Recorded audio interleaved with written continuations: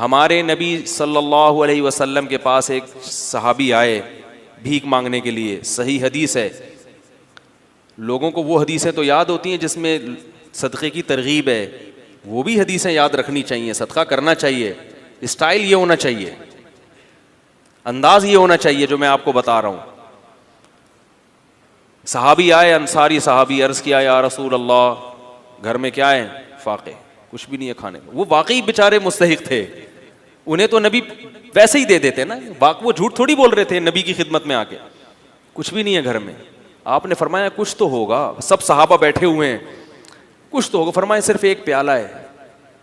जाहिर है वो प्याला है जिसमें डाल के खाना खाते हैं, वही अगर बेच दें तो खाना आएगा तो प्लेट ही नहीं रहेगी घर में, बर्तन ही नहीं रहेगा। आप सल्लल्लाहु अलैहि वसल्लम फरमाया वो प्याला उठा के ले आओ। क्या करो? ये हदीस तो प्याले के बारे में, आपने जब किसी को देखना है तो आपने अपने हिसाब से उससे इंटरव्यू लेके, ये नहीं कि प्याला उठा के ले आओ क्योंकि हदीस में आ रहा है। अब क्या है कि रसूलुल्लाह सल्लल्लाहु अलैहि वसल्लम ने उनसे कहा कि जाओ क्या लेकर आओ? प्याला। वो ले आओ उठा। नबी ने उनको तरीका सिखा रहे हैं। कैसा प्यारा आप सल्लल्लाहु अलैहि वसल्लम की तालीम का अंदाज था। आप ये भी तो कह सकते थे भाई उस प्याले को बेचो, ये खरीदो, यूं करो जाओ। तो आपने मुअल्लिम को भी बता दिया कि तुमने गरीब को सही रास्ता भी दिखाना है और उसके साथ इस रास्ते में ताउन भी करना है। वो बेचारा कॉन्फिडेंस नहीं होता, आपने उसको समझा के निकल लिए, वो कंफ्यूज है, यार मैंने क्या करना है। हर आदमी में कॉन्फिडेंस नहीं होता, कुव्वत फैसला नहीं। तो आपने बता दिया कि उसके साथ ताउन करना है, उसकी हौसला अफजाई करनी है।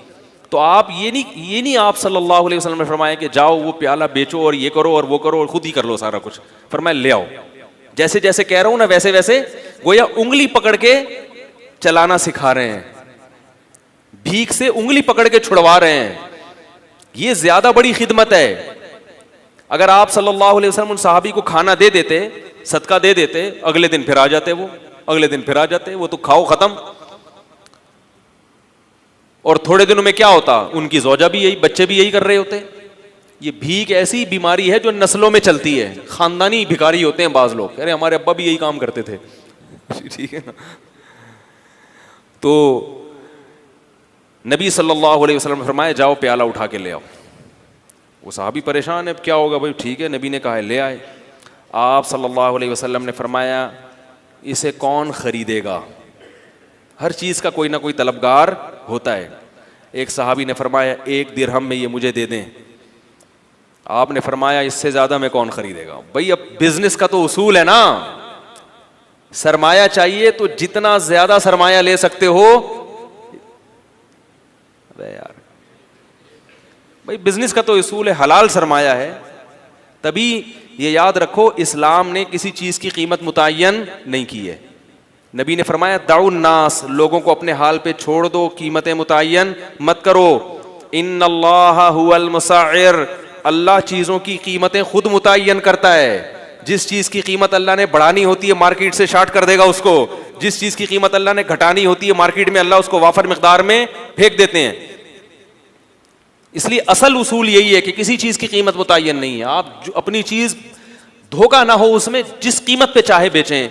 लोग कहते हैं वो तो फिर इतनी कीमत चीज़ महंगी हो जाएगी, भाई वो आपसे ना खरीदे, वो साथ वाले से खरीद ले। क्या ख्याल है? तो वो तो खुद ब खुद, हाँ गड़बड़ जब होगी जब ताजिर मिलके आपस में ईका कर लेते हैं, मुआहदा कर लेते हैं कि इससे कम पे नहीं बेचना, ये नाजायज़ है।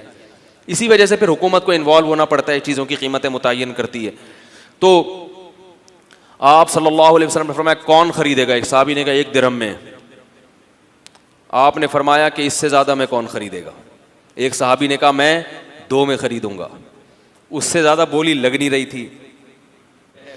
तो आप सल्लल्लाहु अलैहि वसल्लम ने फरमाया इससे ज़्यादा में कौन ख़रीदेगा? सहाबी ने क्या कहा? मैं 2 दिरहम में।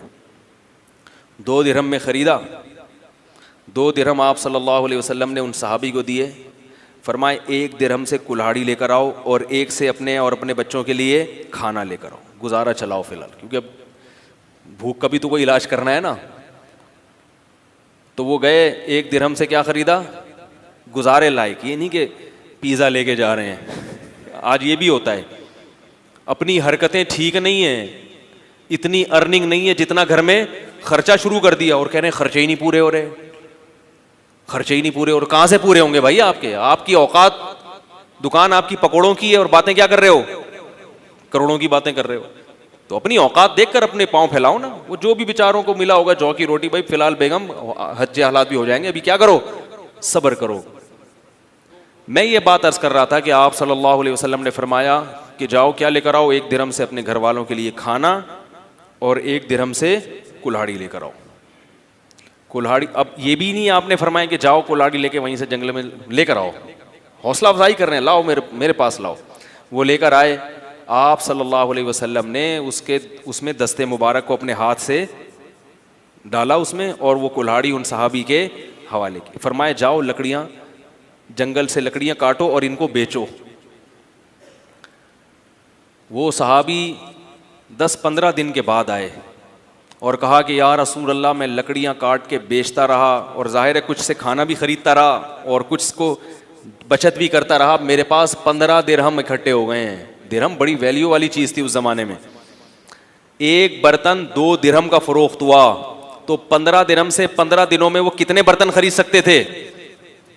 उस जैसे 7 बर्तन खरीद सकते थे, और 7 बर्तन को मार्केट में फरोख्त करके 15 दूनी 30 दिरहम बना सकते हैं उसी वक्त। क्या समझाएं यार। तो मेरे भाई, गरीब के साथ ताउन का यही अंदाज होना चाहिए। हाँ, जो हर आदमी पर ये अप्लाई नहीं होता, बाज़ ऐसे होते हैं जो नहीं कर सकते, वो फिर एक अलग बात है, या कोई मजबूरी ऐसी आ गई कि वो रोज़गार से भी उनका वो मसला हल नहीं होगा, एक अलग बात है। लेकिन आम तौर तरीका क्या होना चाहिए कि आप उसको कहें कि भाई मैं तुम्हें रक्षा खरीद के दे देता हूँ, ठीक है ना। रक्षे के पैसे अगर आपके पास नहीं है तो आप उसे कहें मैं किस्तों पे तुम्हें खरीद के दे देता हूँ, हर महीने सदक़े की रकम निकालता हूँ, तो मैं रक्षा उठा लो मार्केट से और रक्षा लेकर चलते हुए बाजार में नजर आओ, उससे कमाओ, अपना प्रॉफिट निकालो और रक्षे की किस्त मुझे दे दो, ताकि मैं वो किस्त वक्त पे जमा करा दूं। जो कैश अमाउंट चाहिए वो मैं तुम्हें दे रहा हूं, वो तुम्हारे पास नहीं है। तो हाथ पांव हिलवाएं गरीबों के। मेरी अपनी आदत क्या है कि मैं अक्सर मैं कभी भी कोशिश करता हूं किसी भीख मांगने वाले को नहीं दूं, इल्ला ये कि जब 100% इत्मीनान हो जाए कि वाकई ये मुस्तहिक है और कुछ कर नहीं सकता, वो एक अलग बात। मैं जब मेरे पास भी लोग कुछ सदक़े वगैरह के पैसे भेजते हैं, कुछ मैं अपनी तरफ से भी सदका करता हूँ, तो मैं किसी मजदूर को तलाश करता हूँ, क्योंकि ये पता है कि ये बेचारा अगर मालदार होता तो इतनी टफ मजदूरी, बोलो भाई, ना कर रहा होता। ये मालदार नहीं है तो ये मजदूरी कर रहा है। नंबर 2, ये आदमी लालची नहीं है। लालची होता तो मेहनत, गड़ा थोड़ी खोद रहा होता, वो रक्षा थोड़ी चला रहा होता। तो ऐसे आदमी को बगैर मांगे दे दो, और सरसरी गौर करो कि ज़कात का मुस्तहिक है या नहीं। अगर लग रहा है तो ज़कात भी दे सकते हैं उसको, नहीं तो सदका तो बहरहाल, सदक़े में तो ये कोई कानून नहीं है, सदका तो मालदार को भी दिया जा सकता है, तो गरीब को क्यों नहीं दिया जा सकता? वो तो और ज़्यादा सवाब है उसमें। और बाज़ दफ़ा अगर मेरे पास कोई बड़ा अमाउंट हो तो फिर मैं क्या करता हूँ, मैं किसी गरीब से ये पूछता हूँ, जो इंटरव्यू लेता हूँ ना, कि भाई आप ये क्यों कर रहे हो, ये क्या है। वो उसको नहीं पता होता ये मौलवी साहब मुझे चंदा देंगे। अगर पहले पता चल जाए ना तो फिर छोड़ू होते हैं। फिर आजकल ये गरीब क्या होते हैं, लंबी लंबी छोड़ना शुरू कर देते हैं। कह रहे मुझे 2-3 करोड़ रुपए मिल जाए ना फिर ऐसी बातें शुरू करते हैं। उनको नहीं बताओ वैसे ही है, हेलो हाय, और भाई तबीयत सैड अंडी वालान खा टोल मोल। अगर पठान है तो थोड़ा सा पश्तो मश्तो मारी, पंजाबी है तो थोड़ा सा उसमें, और भाई पाण की हाल है तो ठीक ठाक हो, इस तरह की थोड़ी सी गल्ला शल्ला करके तो थोड़ा सा उसको मानूस किया। उसके बाद उससे रिपोर्ट तलब की, और भाई क्या कर रहे हो, घर वर कैसा चल रहा है। तो जो इज्जतदार आदमी होता है वो पहली दफ़ा में तो यही कहेगा अल्हम्दुलिल्लाह, अल्लाह का दिया बहुत कुछ है। अब ये नहीं कि हम भाग गए, इसका मतलब है बंदा सफ़ेद पोश है, अल्लाह का शुक्र अदा कर रहे हैं। तो भाई अल्लाह का दिया माशाल्लाह बहुत कुछ है। बच्चे कितने आपके जी? 2-3 दर्जन बच्चे हैं माशाल्लाह। एक मिसाल दे रहा हूँ, वैसे होते नहीं किसी के। और कौन है घर में? यार वैसे ही पूछ रहा हूँ यार, तनख्वाह कितनी है? कहना अल्हम्दुलिल्लाह ये दिहाड़ी हो जाती है। तो इस दिहाड़ी में गुजारा हो जाता है? हाँ भाई हो जाता है। इसका मतलब है कि गुजारा नहीं होता, क्योंकि इस दिहाड़ी में असबाब की दुनिया में इतने बच्चों के साथ गुजारा नहीं होगा। तो भाई उसको लिफाफा चुपके से पकड़ाओ और पतली गली से निकल लो। और इससे ज़्यादा अच्छा काम क्या है? बाज़ दफ़ा ये भी मेरी कोशिश होती है, कभी इसमें कामयाब होता हूँ, कभी नहीं भी होता, और कभी ये कोशिश नहीं भी करता, टाइम ही नहीं होता। लेकिन मैं इसलिए आपको बता रहा हूँ कि भाई ये काम करेंगे तो इंशाअल्लाह इंसानियत की खिदमत होगी, अपनी कौम की खिदमत होगी, और अपाहज ना बनाए लोगों को। फिर मैं उससे कहता हूँ कि यार ये आप इससे आसान काम क्यों नहीं कर लेते? या कोई वाकई बेरोजगार है, वो भी ऐसा भी हुआ है, भिखारी आया हट्टा कट्टा, मैंने कहा आप कुछ करते क्यों नहीं? कह रहे हैं यार आजकल रोजगार नहीं मिल रहा, मैं क्या करूं। मैंने कहा ठीक है आ जाओ, हमारी मस्जिद में काम हो रहा था, मैंने कहा यार ये सारा काम यहाँ निपटा दो, ये कर लो, ये गड्ढा आप खोद दो, आप मुझसे 100 रुपये मांग रहे हो, मैं आपको 2000 रुपये दे दूंगा एक दिन के, या 3000 रुपये दे दूंगा एक दिन की दिहाड़ी। अब फौरन पतली गली से निकल लिया। भाई जब आप हट्टे कट्टे हो, आपकी बॉडी से लग रहा है कि आप कुदाल किसी के सर पे भी मार सकते हो, इतनी ताकत है, भाई क्या करना है? अपाहज आदमी अल्लाह को पसंद नहीं है, और अपाहज बनाने वाले लोग भी अल्लाह को पसंद नहीं है।